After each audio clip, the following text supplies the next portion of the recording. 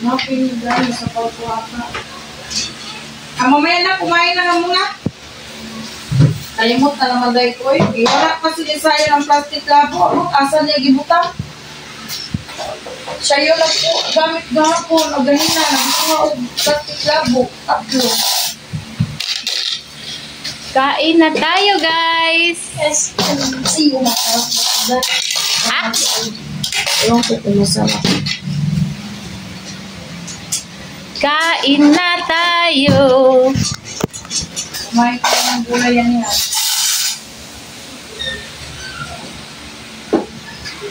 Yan. Kunin mo na kayong kanin.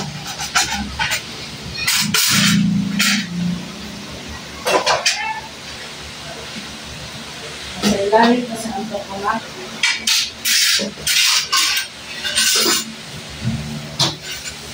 Hingit si Julas. Ako na, Jayon. Uy, kapag nalabay mo sa wayon sa mo dito gigit na mag-dip ko sa mo bago mo mandamo dyan sa baba. Yung mga buot. Sa bansaon na yan, mga buot.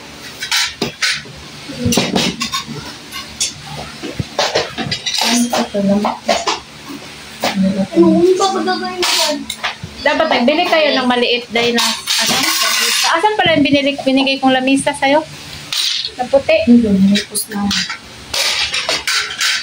Ando, nalipos ko na kasi hindi mayroon na akong gano'n. Andun sa... Dili, asan bang... Basta nandun lang yun na yan. Hindi naman namin Kain na kayo. ginagamit mo pag maraming ano. Kain na, kain.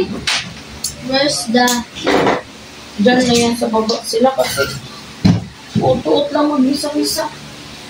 Bisa kung sakit, kung saan ang kwarto. Asa ang bahaw?